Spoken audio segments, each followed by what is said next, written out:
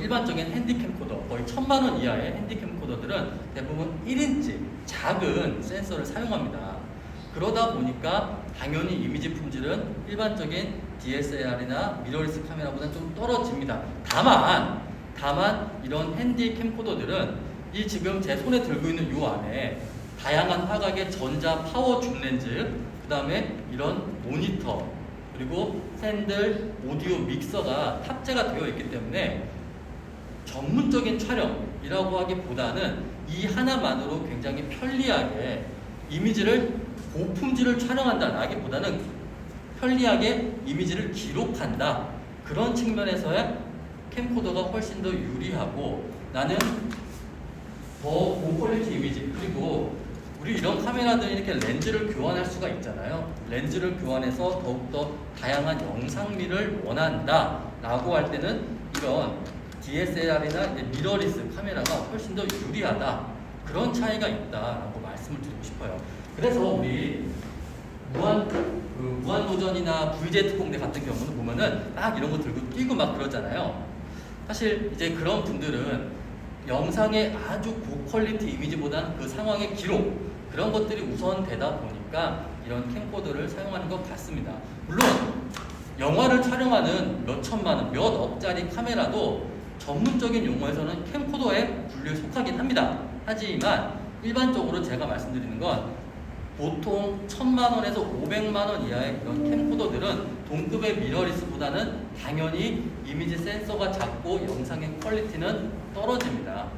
그렇기 때문에 많은 분들이 무조건적으로 이런 캠코더가 좋은 게 아니라 상황에 따라서, 용도에 따라서 선택을 하시면 될 것 같습니다. 우리가 스마트폰으로 영상을 소비하는 시대가 됨으로써 많은 분들이 스마트폰에 이 자체 스피커폰보다는 이어폰이나 에어팟을 끼고 대부분 영상을 소비합니다. 아니, 제가 막 그냥 사람들 많은 지하철 같은 데서 이게 스피커폰으로 듣고 있잖아요. 막 크게. 그러면 다음 날 제가 유튜브에 나올 수도 있어요. 비매너나 막 이런 식으로. 그래서 많은 분들이 이어폰을 착용하고 에어팟을 착용하고 사운드를, 영상을 소비하다 보니까 과거 그 어떤 때보다 내 콘텐츠의 사운드가 중요하다라고 저는 생각을 합니다. 그렇기 때문에 여러분들이 정확한 내 콘텐츠에 최적화된 마이크의 선택이 굉장히 중요하다라고 제가 먼저 서론에 말씀을 드리고 싶어요. 사운드를 수많은 그런 마이크입니다. 이런 마이크, 그러니까 이제 당연히 굉장히 편리하고 가볍고 하지만 사운드 품질이 소니 D11이나 제나이저의 100만 원짜리 그런 마이크보다는 조금은 떨어져요. 하지만 굉장히 편리하고 아이폰, 그다음에 안드로이드, 그리고 여기 또 아웃풋 단자가 있어서 필요하다면 카메라에도 동시에 사용할 수 있는 그런 마이크입니다. 그리고 이제 이런 마이크는 이렇게 마이크가 두 개가 있잖아요. 이런 걸 2채널 마이크라고 하는데 2명의 소리를 수음할 수 있는 그런 마이크들도 이제 출시가 되고 있습니다. 점점 이런 장비들이 하이브리드화가 되는 것 같아요. 카메라뿐만 아니라 카메라와 아이폰, 안드로이드를 동시에 사용할 수 있는 그런 마이크들도 출시가 되고 있고, 또 만약에 제가 조금 이따 말씀드리겠지만 짐벌 같은 경우까지 동시에 사용하겠다 하신다면은 저렇게 큰 마이크보다는 이런 작고 컴팩트한 마이크도 훨씬 더 효율적일 겁니다. 단 사운드의 품질이 차이가 있습니다. 그렇기 때문에 이런 부분들은 여러분들이 직접 들어보시고 이 정도면 내가 사용할 수 있을지 없을지 판단을 한 다음에 두 가지 성향의 마이크가 있습니다. 지금 이 마이크는 초지향성, 영어로는 샷건 마이크라고 하고, 그 다음에 이 마이크는 스테레오라고 하는 그런 성향을 가진 마이크예요. 자, 초지향성 마이크, 샷건 마이크, 도대체 어떤 때 사용하냐, 그걸 좀 제가 말씀을 드릴게요. 우선 이 초지향성 마이크 같은 경우는 앞에가 이렇게 길잖아요. 마이크의 이 긴 부분을 도파관이라고 합니다. 이런 초지향성 마이크 같은 경우는 직진상에 있는 소리를 주로 수음하고 옆이나 뒤에 있는 소리는 차감하는 그런 성능을 가지고 있어요. 그리고 여기에 있는 이런 스테레오 마이크 같은 경우는 직진상의 소리를 수음하되 30도, 60도, 90도 굉장히 넓은 범위의 사운드를 수음하는 그런 목적의 마이크입니다.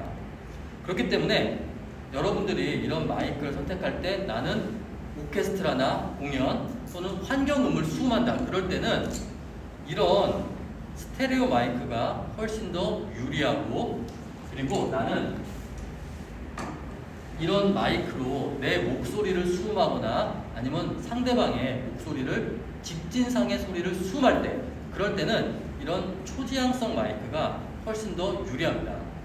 지금 모르시는 분들 위해서 말씀을 드리면 이런 마이크 같은 경우는 일반적으로 카메라에 하슈 위에다 이렇게 장착을 보통 하잖아요. 그 다음에 이렇게 마이크를 연결을 해서 사용을 하는 거죠. 이런 식으로 보통 사용을 합니다. 자, 그런데 이런 일반적인 지향성, 그 다음에 또 스테레오 마이크 외에 혹시 이 장비 아시는 분 계세요? 그 ASMR 같은 거 보시다 보면은 이 마이크 많이 보셨을 것 같은데, 요거는 이제 일반 레코더라고 하죠. 레코더. 일반적인 이런 마이크와는 조금은 다른 이제 레코더입니다. 그러면 여러분들 이런 일반적인 카메라 위에 장착해서 선을 연결하는 마이크와 이런 레코더가 좀 어떤 차이점이 있는지 혹시 아시나요? 좋습니다. 근데 왜 좋냐? 이제 그게 되게 중요한 거죠. 이런 레코더 같은 경우는 이 자체에 메모리 카드가 들어가죠. SD 카드가. 그래서 케이블을 통해서 카메라로 들어가지 않고 이 자체로 사운드를 그대로 녹음을 합니다. 그래서 훨씬 더 음질에 손상이 없고 고품질의 사운드가 들어가요. 왜 우리 24비트, 96kHz, 32비트 이런 규격이 있습니다. 그래서 만약에 나는 더 고품질의 사운드를 수음을 해야 된다. 예를 들어서 ASMR 같은 경우 굉장히 사운드가 중요하잖아요. 그런 분들은 이런 마이크도 좋지만 이런 레코더를 사용하는 것도 굉장히 효율적이고 더 고품질의 사운드를 수음할 수 있을 거예요. 그 다음에 이런 레코더의 또 장점 중 하나가 뭐냐면, 지금 이 마이크는 스테레오만 가능하고, 또 저기 긴 마이크는 이제 직진상에 소리만 수음할 수 있는데, 이런 레코더 같은 경우는 특정 제품은 앞에 마이크 모듈이 빠집니다. 그래서 상황에 따라서는 지향성 마이크를 뽑을 수도 있고 상황에 따라서는 스테레오 마이크를 뽑을 수도 있는 거예요.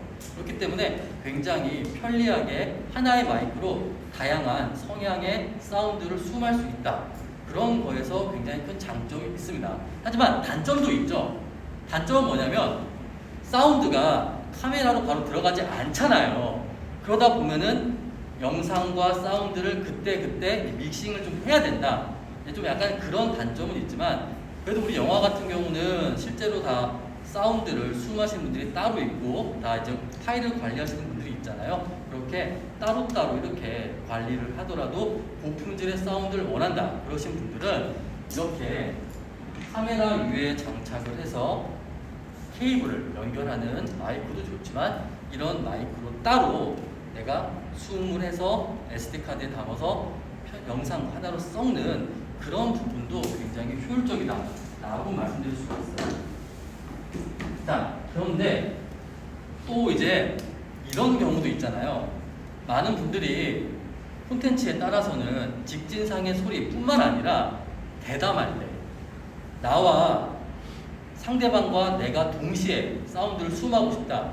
그런 경우는 저런 지향성 마이크는 직진상의 소리를 주로 수음하다 보니까 뒤에 있는 내 목소리는 먹먹하게 들릴 거예요.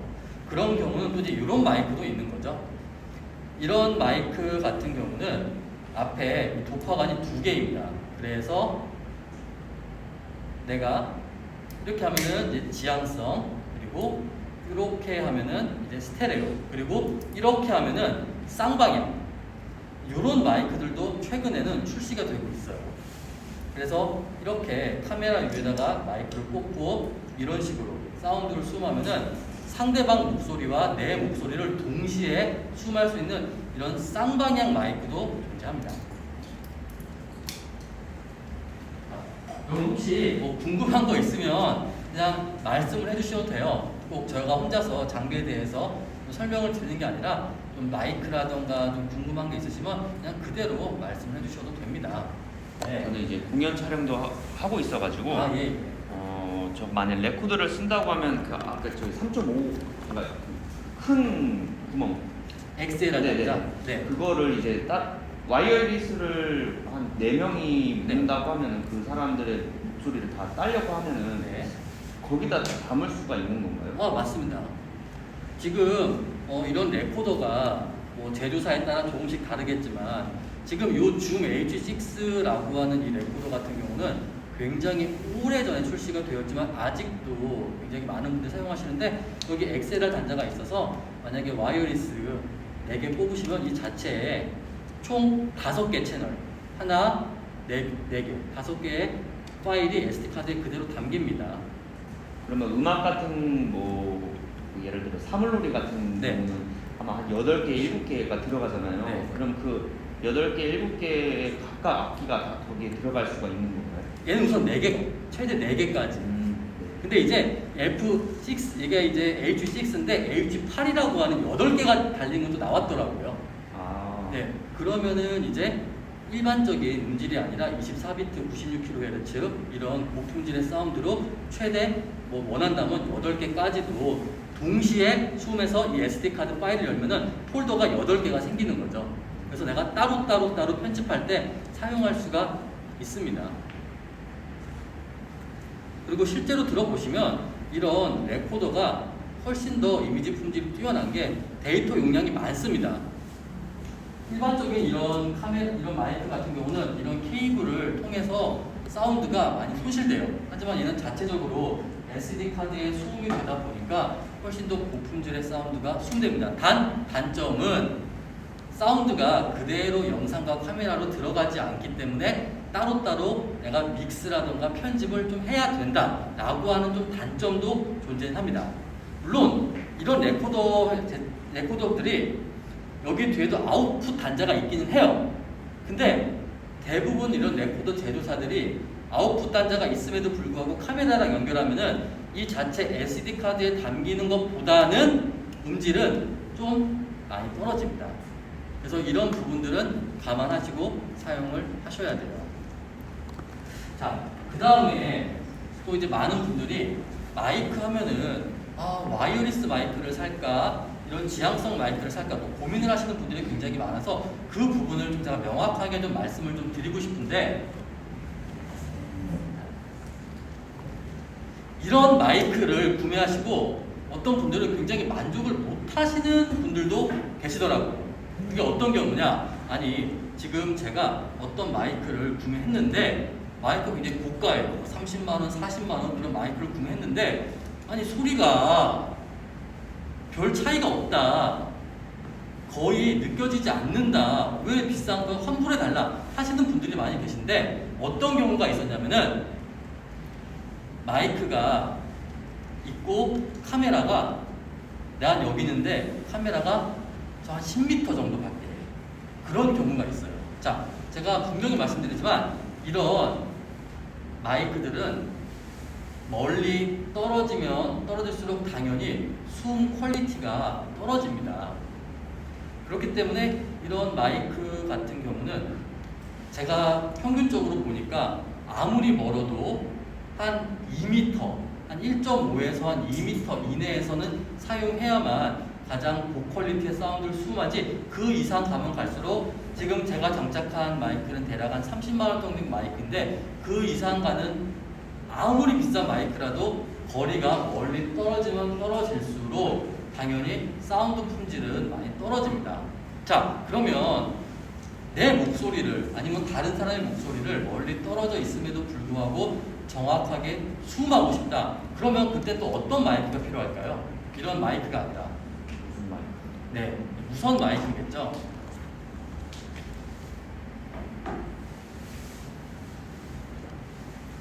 여러분 지금 요 마이크 혹시 사용하시는 분 계신가요? 소니 거 D11. 선생님 혹시 무선 마이크 사용하고 계신가요? 혹시 어떤 브랜드 사용하고 계신가요? 지금 쓰고 계신 네, D11. 선생님 혹시 D11 사용하시나요? 그거랑 와이어리스고 와이어리스 고? 네. 아, 로데 거? 네. 그쵸. 자, 우선 이런 와이어리스 마이크가 있잖아요. 이런 와이어리스 마이크 같은 경우는 이제 송신기, 수신기가 있어갖고 내 목소리를 굉장히 멀리도 수음할 수가 있는데 제가 이 부분을 좀 말씀을 드릴게요. 어떤 부분이냐면 이런 와이어리스 마이크와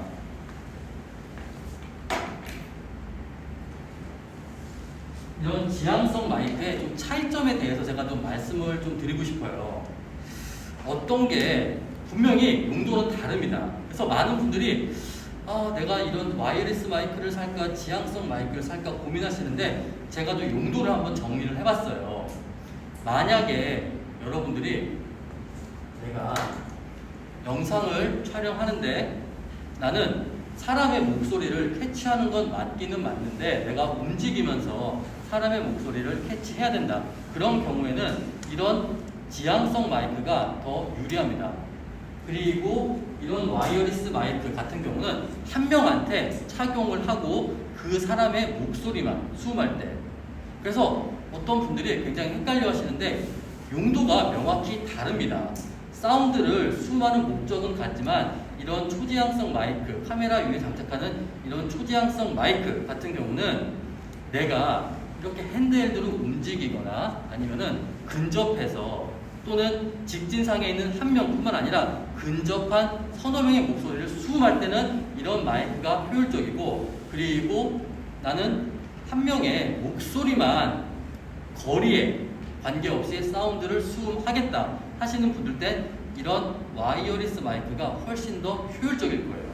용도가 분명히 다릅니다.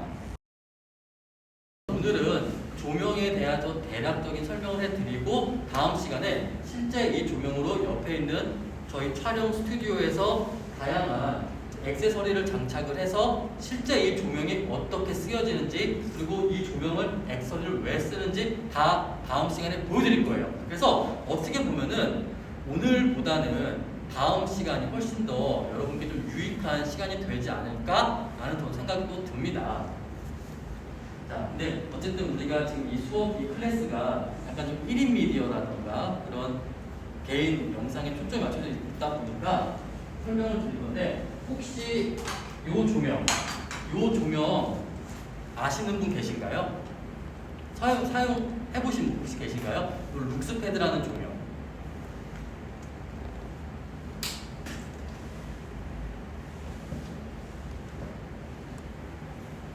아마 그 대한민국에서 유튜브로 영상을 촬영한다.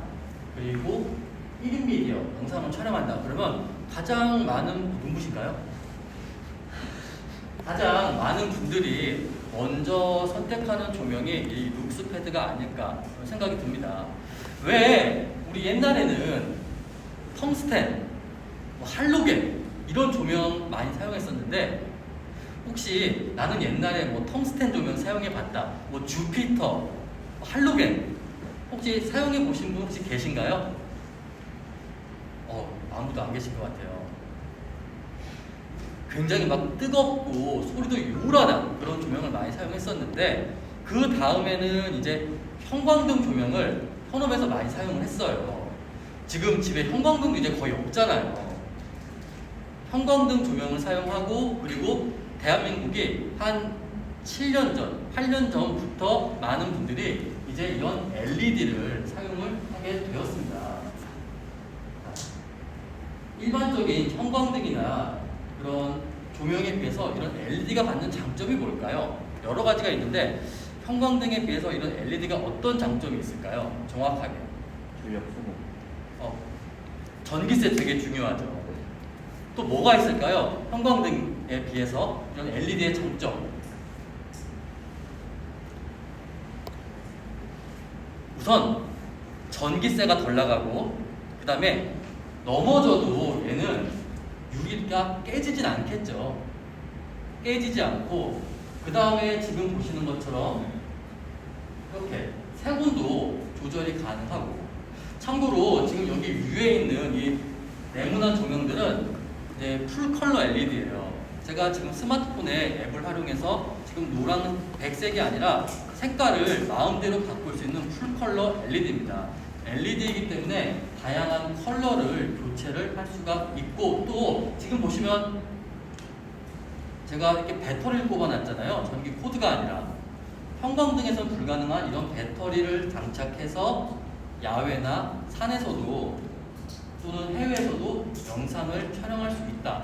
그런 장점이 있다 보니까 이제 대한민국에서도 급속도로 많은 분들이 과거에는 텅스텐, 할로겐 사용하다가 형광등, 그리고 이제는 대부분 이런 LED를 사용하는 것 같습니다.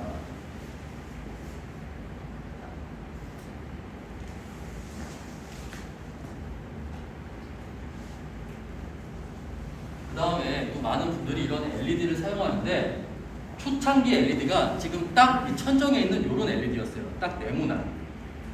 이런 네모난 LED를 현재도 굉장히 많이 사용을 하고 있는데, 이런 LED가 밝고 또 장점은 있지만 단점 중 하나는 뭐냐면, 특히 이건 사진 하시는 분들이 굉장히 느끼실 텐데, 이런 일반 네모난 이런 LED 같은 경우는 단점이 밝은 건 좋지만 다양한 빛을 조절하는 영상 촬영 조명용 액세서리를 장착을 할 수가 없어요.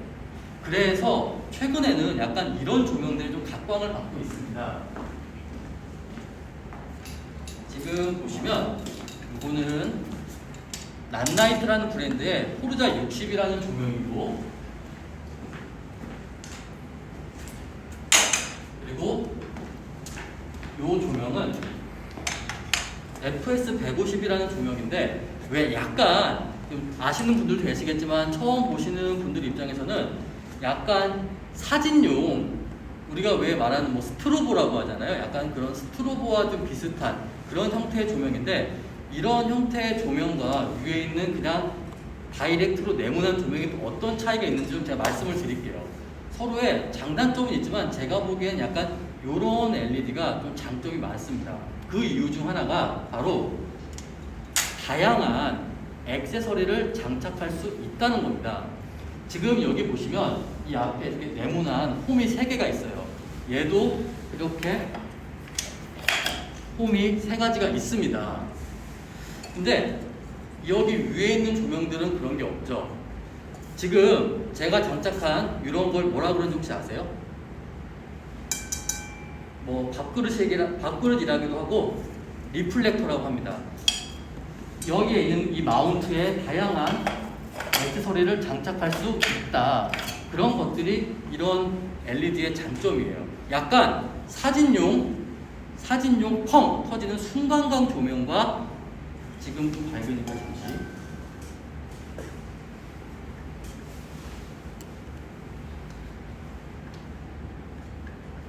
이런 지속광 LED가 하나로 합쳐진 그런 형태의 조명입니다.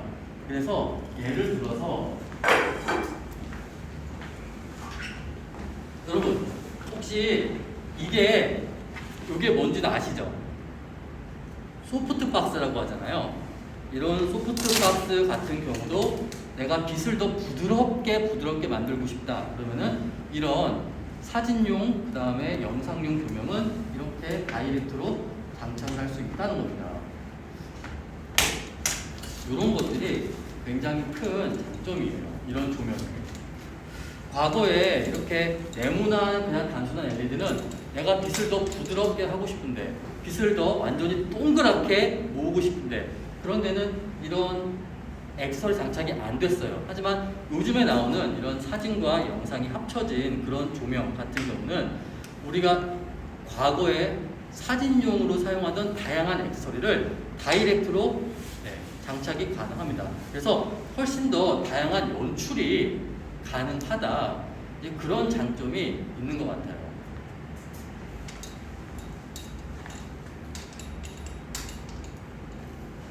그 다음에 제가 이런 부분을 또 좀 말씀드리고 싶은 게 뭐냐면, 많은 분들이 또 여쭤보시는 게 조명을 몇 개를 쓰는 게 좋냐라고 이렇게 많이 물어보시는데, 조명을 몇 개, 어떻게 쓰는 게 좋을까요? 개인적으로 조명은 아주 단순하게 말씀드리면 무조건 많으면 많을수록 좋다라고 저는 항상 말씀을 드립니다. 자, 왜 많으면 많을수록 좋냐? 우선 조명이 많으면 많을수록 더 밝겠죠. 넓은 공간을 더 환하게 밝게 촬영을 할 수 있기 때문에 조명이 많으면 많을수록 좋은 거고, 그 다음에 좀 더 구체적으로 들어간다면 조명이 많으면 많을수록 좋은 이유 중 하나는 역시 다양한 연출이 가능하다. 이런 부분에서 조명이 많으면 많을수록 훨씬 더 좋다라고 저는 말씀드리고 싶어요. 그래서 제가 이제 두 번째 시간에는 이렇게 제가 조명에 대해서 말씀만 드리는 것뿐만 아니라 실제 인물을 세워놓고 우리가 한번 조명을 어떻게 사용하는지 다양한 액세서리를 장착을 해서 한번 테스트를 해보는 그런 시간을 목요일 날은 좀 가져보려고 합니다. 그래서 아마 여러분들께 다양한 이런 액세서리를 실제 활용해 보고, 아, 이런 빛은 이렇게 만드는구나, 또 저렇게 만드는가를 다음 시간이 훨씬 더 유익하지 않을까 생각이 듭니다. 자, 그 다음에 이제 일반적인 이런 조명이 아니라 지금 제 뒤에 보면은 이렇게 봉처럼 생긴 조명도 있잖아요. 혹시 나는 이런 튜브용 조명 지금 사용하고 있다 하시는 분 혹시 계신가요?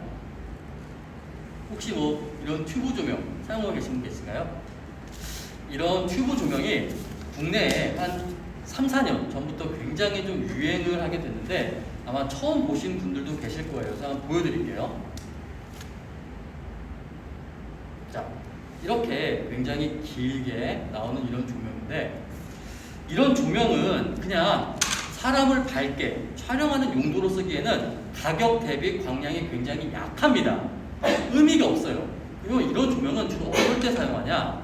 약간 좀 패셔너블한 그런 조명이에요. 인테리어나 아니면 이 조명 자체가 하나의 디자인 소품이 되는 겁니다. 예를 들어서 이런 튜브형 조명이 지금 보시면 굉장히 다양한 이펙트가 탑재가 되어 있어요. 특히 이 파보 X 같은 경우는 이 픽셀 FX라고 하는 새로운 기능이 많이 탑재가 되어서 굉장히 다양한 영상미를 연출할 수 있고, 예를 들어서 굉장히 좁은 공간, 특히 제가 봤을 때 이런 조명을 지하철에서 영상을 촬영하는데 지하철 안에가 굉장히 좁잖아요. 지하철 위에 선반에다가 이런 조명을 이렇게 위에다가 해놓고 촬영을 하는 경우도 있고, 또는 이건 굉장히 긴 거지만 좀 작은 조명들이 있습니다. 튜브형 자동차 같은 거, 요즘에 자동차 콘텐츠, 리뷰 콘텐츠 많이 하시는데 그런 분들이 이런 조명을 군데군데 설치해서 촬영하기도 굉장히 적합한 그런 조명이 아닌가 생각이 듭니다. 굉장히 다양한 이펙트가 탑재되어 있어요. 특히 국내에서는 이런 조명은 커버 댄스 영상을 촬영하시는 분들이 백으로 하나의 인테리어 소품으로 가장 많이 사용하는 것 같습니다. 그리고 당연히 이런 조명도 이제 자체 리튬이온 배터리를 사용하기 때문에 굳이 전기 코드가 없더라도 야외에서 또는 뭐 실내에서 다 완벽하게 운용할 수 있습니다.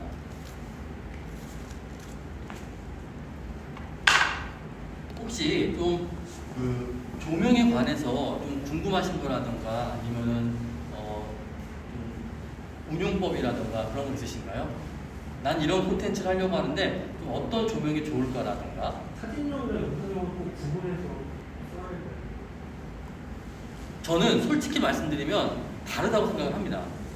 지금 여기에 있는 LED는 이제 150W고 지금 이런 LED 중에서 대한민국에서 가장 밝은 조명이 1200W까지 나왔습니다. 선생님 혹시 그러면 지금 사진용 조명을 사용하고 계신 건가요? 스트로브. 아, 스트로보. 네. 혹시 몇 와트 정도를 메인으로 좀 사용하시나요? 정확히 모르겠는데 2에 1을 쓰고 있긴 한데. 네. 그게 이런 게 있어요. 사실 이제 과거에는 LED가 아무리 밝아도 막 300, 500 그 정도로는요. 사실 한 사람 전신을 촬영하기에는 조리개를 좀 조이다 보면 좀 부족한 경우도 있었어요. 근데 이제는 이런 LED가 뭐 700W 그리고 가장 크게는 1200W까지 나왔는데 굉장히 밝거든요. 그렇지만 질감이 다릅니다. 네. 이렇게 지속광 밝은 동급의 와트라도 지속광 조명과 펑 터지는 수광광 조명에 찍어보시면 그 빛이 팍 튕기는 그 질감이 분명히 달라요. 그래서 이 부분은 밝기는 이제 이런 LED가 어느 정도는 순간 펑 터지는 순간광에 따라왔습니다. 물론 가격은 10배 차이가 나겠죠. 비효율적이긴 하지만 광량 자체는 따라왔지만 중요한 결과물의 차이는 호불호가 갈립니다. 제가 봤을 땐 훨씬 더 콘트라스트가 도드라지고 사진에 가까운 건 역시나 같은 광량이라도 순간적으로 팡 터져서 이 피사체에 빛이 강렬하게 쏟아지는 순간광이 더 콘트라스트라든가 그런 부분은 더 강렬하다고 생각이 듭니다. 물론 보정을 하면은 어느 정도 커버가 되겠지만 보정을 하지 않는다는 원본을 가정했을 땐 저도 한번 테스트를 해봤는데 800W짜리 스트로보와 1200W짜리 LED 물론 뭐 가격은 한 10배 차이가 나지만 결과물은 저는 사진을 촬영한다 사진만 촬영한다 했을 땐 당연히 순간광을 사용할 것 같습니다. 질감이 다르더라고요. 확실하게 콘트라스트가 조금 더 강렬한 건 순간광인 것 같아요. 근데 이 부분은 저뿐만 아니라 이제 많은 분들이 이런 LED들이 광량이 강력해지다 보니까 많은 분들이 LED로 사진 촬영도 많이 하시는데 분명한 차이는 느껴진다. 그렇게 말씀을 하셨습니다. 요거는 이제 저랑 같이 촬영 많이 하시는 그 유튜브에 그 우승호 필름이라고 하는 분이 같이 촬영을 한 건데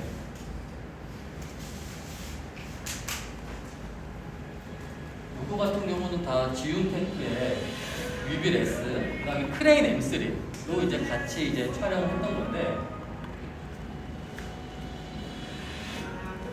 가장 중요한 건 그거죠. 흔들림이 없다. 그게 바로 이제 짐벌을 사용하는 궁극적인 이유입니다.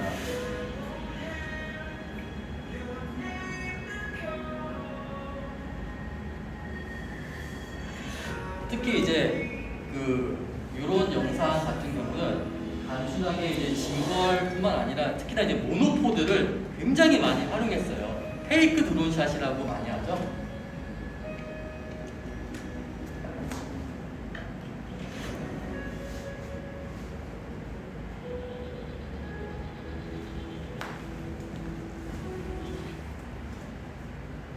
개인적으로 이제 저 같은 경우도 이제 국내에서 짐벌을 굉장히 많이 사용을 했는데 짐벌을 한번 아직 접해보지 않으신 분들이 계신다면은 다양한 스마트폰 짐벌부터 소규모 작은 짐벌, 그다음에 대형 짐벌도 있는데 제가 좀 간단하게 하나씩 좀 설명을 해드릴게요.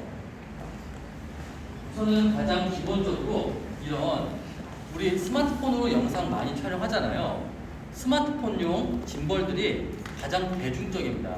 지금 제가 들고 있는 짐벌은 지윤테크의 스무스 Q3라고 하는 짐벌인데 이런 짐벌은 최소한의 수평은 맞춰야 돼요. 근데 이제 스마트폰 짐벌 같은 경우는 그냥 간단하게 이렇게 최소한의 수평만 맞추고 전원을 켜면은 하나, 둘, 셋, 넷 이렇게 이제 흔들림을 억제하는 그런 장비입니다. 우선 조금 있다가 짐벌 한 번도 안 사용해 보신 분들은 한번 사용을 해보시면 굉장히 좀 재미있을 거예요. 이런 스마트폰 짐벌도 있고 그 다음에 내가 사용하는 짐벌이 그 다음에 나는 좀 더 스마트폰 짐벌이 있는데 스마트폰에 다양한 마이크라던가 조명이라던가 또는 엑셀을 장착하고 싶다. 그런 경우에는 더욱더 강력한 스마트폰 짐벌을 초월한 스마트폰 짐벌인 스무스 5 이런 제품도 있습니다. 자, 이런 제품은 지금 보시는 이 제품과 비교했을 때 약간 좀 차이가 있는데 훨씬 더 모터 파워가 강력합니다. 그래서 나는 스마트폰에 마이크라던가 LED 그런 다양한 액세서리를 장착을 덕지덕지해서 촬영하고 싶다. 그런 분들은 이런 스무스 5 같은 경우도 굉장히 효율적일 거예요.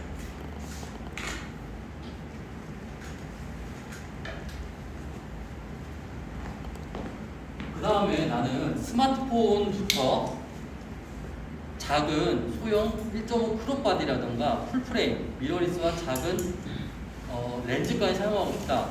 아마 지금 현재 국내에서 가장 많은 분들이 사용하는 짐벌은 아마 이 크레인 M3, 그 다음에 크레인 M2S라고 하는 짐벌인데 이 짐벌들 같은 경우는 굉장히 좀 작고 콤팩트합니다. 하지만 스마트폰부터 어지간한 풀프레임 미러리스 카메라와 렌즈까지 동시에 장착되는 그런 제품이에요. 그래서 많은 분들이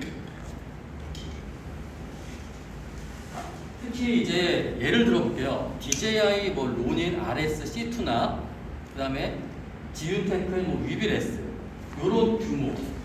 이제 과거에 일반적인 그냥 미러리스 카메라, 풀프레임 카메라는 이게 가장 가벼운 짐벌이었어요. 가장. 하지만 이제 시대가 발전함으로써 이렇게 작고 콤팩트한 스마트폰부터 풀프레임 미러리스 카메라까지 장착되는 그런 짐벌도 존재하게 된 겁니다.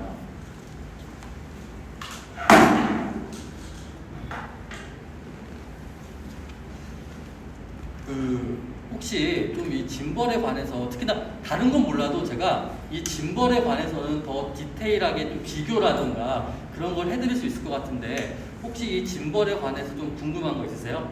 제가 뭐 세팅하는 모습까지 보여드릴 필요는 없을 것 같긴 한데 혹시 저 짐벌에 관해서 좀 궁금한 게 있다 아니면 뭐 비교라든가 DJI나 특히 지윤테크 그런 게 좀 궁금한 게 있으면 제가 좀 설명을 해드릴게요. 제가 다른 건 몰라도 이 짐벌 같은 경우는 좀 더 디테일하게 설명드리기가 더 좋을 것 같아요.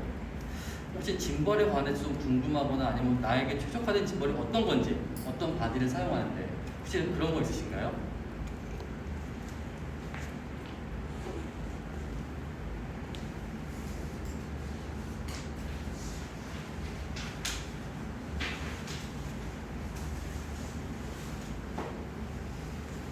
별로 이렇게 짐벌에 관해서 이렇게 궁금하신 게 별로 없나 봐요. 다 사용을 하고 계시다 보니까. 아까 모노코드로 네. 페이커리나 찍을 때 아, 예. 그때도 짐벌을 연결해서 보냐면 네.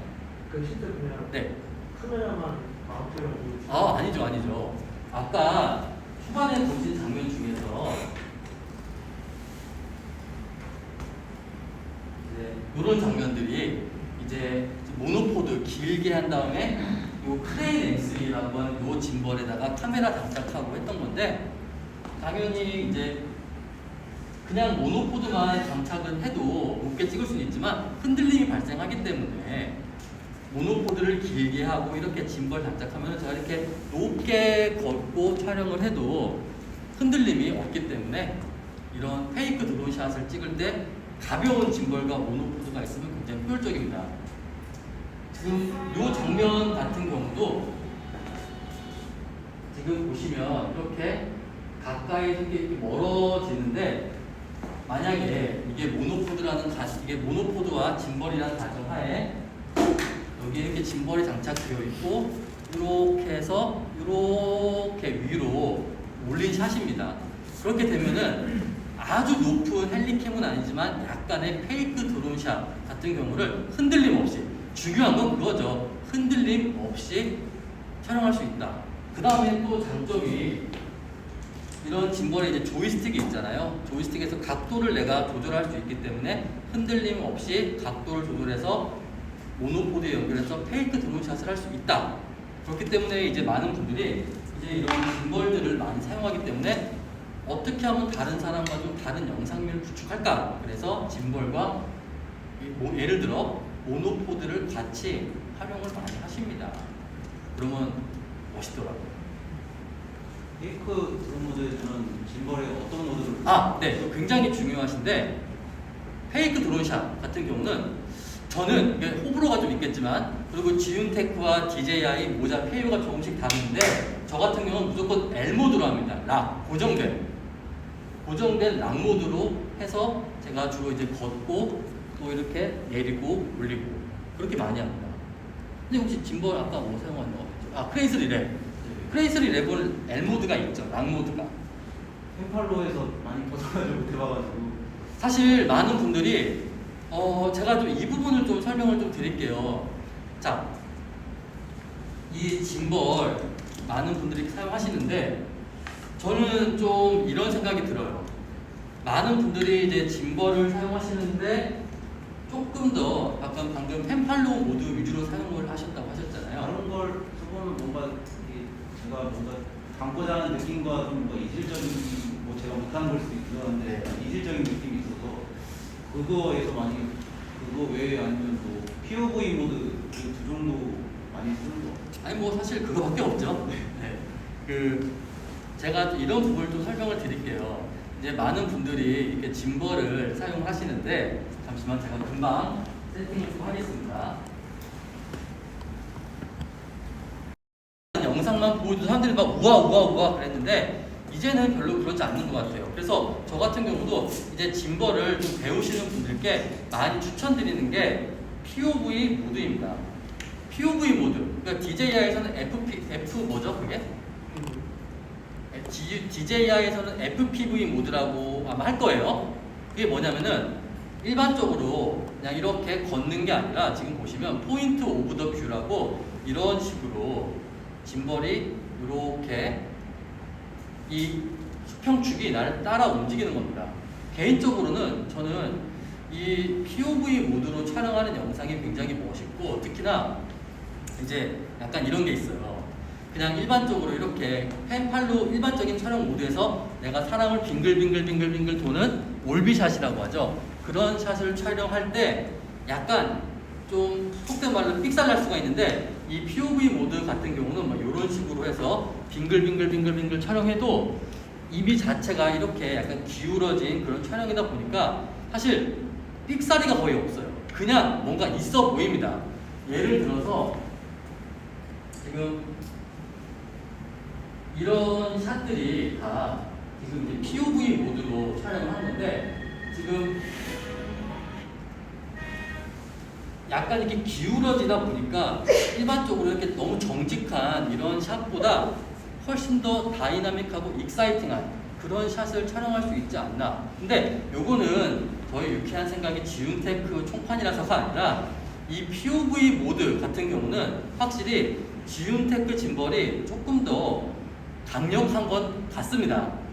이거는 제가 테스트해봐도 이렇게 뭔가 기울여서 촬영을 하거나 할 때는 이 지윤테크 짐벌의 POV 모드는 좀 더 우수하고 그 다음에 짐벌을 처음 사용하신다 그럴 때는 너무 그냥 이렇게 걷지만 마시고 이 POV 모드로 다른 사람과 다르게 좀 굉장히 익사이팅한 이런 영상을 연습을 해보시는 게 좀 어떠실까 저는 좀 그런 생각이 듭니다. 짐벌 파워 모터 설정이 보통 지용은 세 가지가 있는데 네네네. 그것의 기준은 보통 어떻게 잡아요? 정확하게 설명을 드릴게요.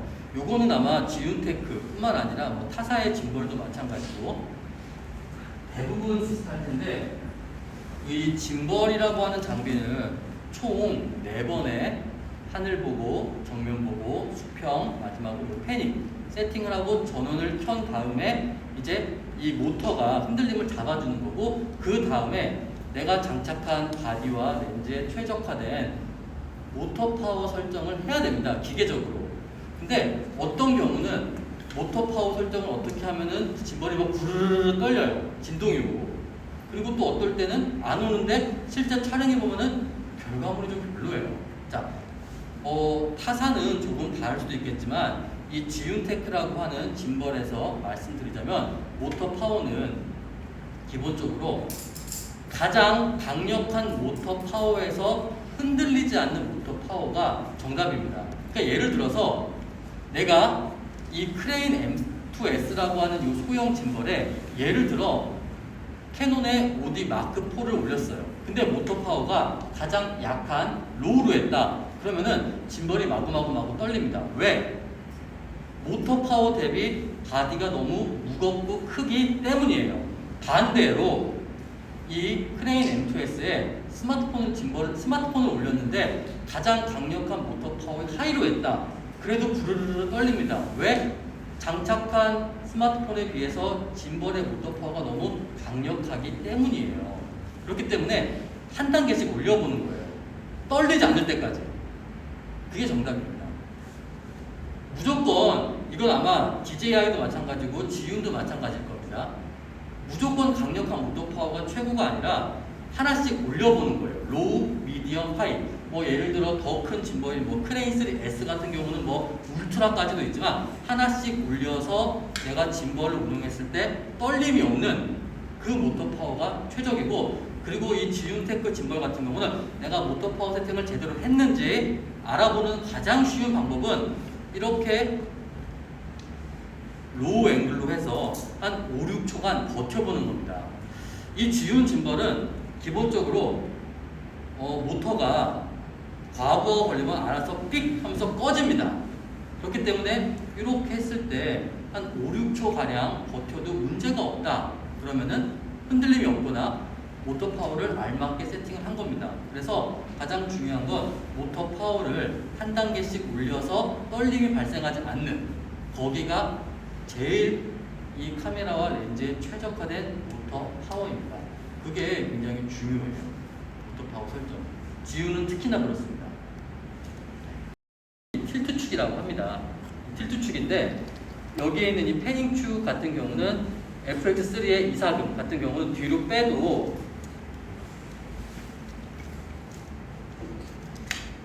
이렇게 완전히 딱 수평이 안 된다. 근데 솔직히 말씀드리면 제가 한번 지훈에 물어봤어요. 옛날에. 사실 여기 패닝축 같은 경우는 아주 완벽하게 세팅을 하지 않아도 사실상 짐벌을 운용할 때 영향을 가장 덜 받는 축이긴 합니다. 그렇기 때문에 저도 영상을 찍었지만 감안을 하고 찍은 건데 이 부분 같은 경우는 완벽하게 맞지 않더라도 사실상 짐벌을 운용할 때 그렇게 큰 영향은 없다라고 제가 답변을 받고, 실제로 해외에서도 보면은 한국보다 더하죠. 걔네들은 막 쓰잖아요. 큰 문제는 없기 때문에 걱정하실 필요는 없지 않나. 단 그거 하나 있어요. 이 축이 완벽하게 세팅이 안 돼 있다면 꼭 필요한 건 아니지만 포트레이트 모드 혹시 아시나요? 이 세로 촬영 모드. 네. 세로 촬영 모드를 할 때는 약간 무리가 갑니다. 그렇기 때문에 FX3의 이사금 같은 경우는 일반적으로 그냥 끝으로 밀면은 큰 문제는 없더라고요. 저도 오랫동안 테스트해봐도. 하지만 이제 이렇게 촬영을 하는 세로 촬영 모드, 포트레이트 모드를 할 때는 이게 아마 모터가 꺼질 겁니다. 그래서 그거만 제외하면은 사실상 그렇게 큰 문제는 없고, 그리고 지훈의 매뉴얼에도 FX3의 이사금이 있더라고요. 네, 큰 문제는 없을 것 같습니다. 그 부분. 지은 짐벌 기준으로 어플로 캘리브레이션을 할 수가 있던데, 항상 제가 해봤는데 한 12단계 정도로 알고 있는데 7, 8단계 항상 그 모양을 똑같이 맞춰도 진행을 못하는 경우가 있었는데 네. 그거를 하고 안 하고도 어떤 저런 운영적인 것에 어떤 영향이 있을까요? 우선 기본적으로 지윤테크는 항상 6번이었습니다. 모양을 맞추는 게. 근데 이제 그게 다 넘어가야 정상이죠, 사실은. 넘어가지 않으면은 오히려 짐벌에 무리가 가고 약간 오작동을 하는 경우가 있습니다. 6번입니다. 6번을 다 하고 넘어가야 이제 이 짐벌이 굉장히 초기화가 되는 거죠, 모터 축에. 근데 이제 만약에 그럼에도 불구하고 이상하다. 그러면 이제 그 다음엔 AS를 보내셔야 되는 거죠. 네, 총 6번. 이게 완벽하게 돼야. 그래서 이 짐벌 들고 해외 가시는 분들은 뭐 조금 약간 너무 민감하신 분들은 뭐 나라마다 또 차이가 좀 있기 때문에 뭐 위도상에, 그래서 꼭 그 도시에 도착해서 6번 짐벌 세팅을 일부러 하시는 분들도 계시더라고요. 근데 그게 넘어가지 않고 그냥 껐다 켜버린다. 그러면 짐벌에 무리가 나오고 오작동 발생 확률이 높습니다. 그래서 가급적이면 다 하시고 껐다 켜고 그래도 계속 넘어가지 않거나 그런다. 그러면 이제 그 다음 단계는 이제 AS를 진행을 하셔야 될 것 같습니다. 모델분 한 분 앉혀놓고 다양한 조명을 어떻게 쓰는지, 그 다음에 또 다양한 조명 액세서리들, 그 다음에 마이크라든가 그런 부분들을 좀 설명을 드릴게요. 그래서 그런 부분들이 훨씬 더 아마 재밌지 않을까 좀 그런 생각이 듭니다. 그리고 이제 세 번째, 네 번째 시간에는 이제 요 파이널 컷 X.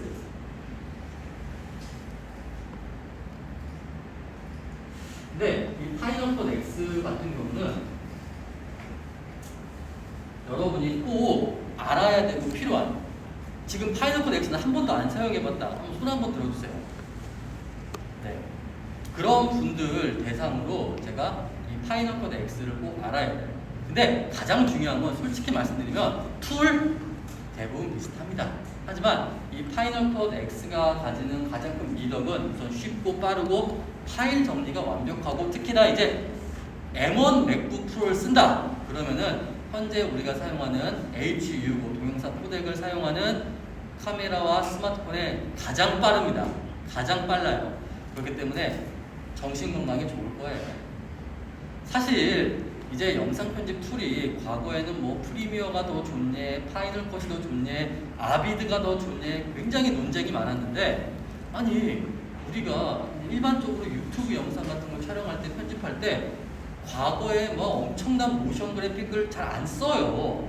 대부분 컷 편집과 좀 더 다이나믹한 그런 걸 사용하다 보니까 굳이 그렇게 막 엄청나게 막 복잡한 이펙트나 효과를 잘 안 쓰다 보니까 가장 기본적인 자르고 붙이고 음악 넣고 이런 부분들, 애니메이션 이런 부분들이 굉장히 중요한데, 그런 부분에서 저는 개인적으로 이 파이널 컷 X가 솔직히 가장 편하고, 그리고 특히나 이제 M1 맥북 프로를, 노트북을 또는 뭐 데스크탑을 사용하시는 분들은 지금 나오는 우리가 사용하는 DSLR 미러리스 스마트폰 가장 빠르게 정신건강 이롭게 컴퓨터의 성능 대비 가장 빠르게 편집할 수 있는 툴이 아닌가 생각이 듭니다.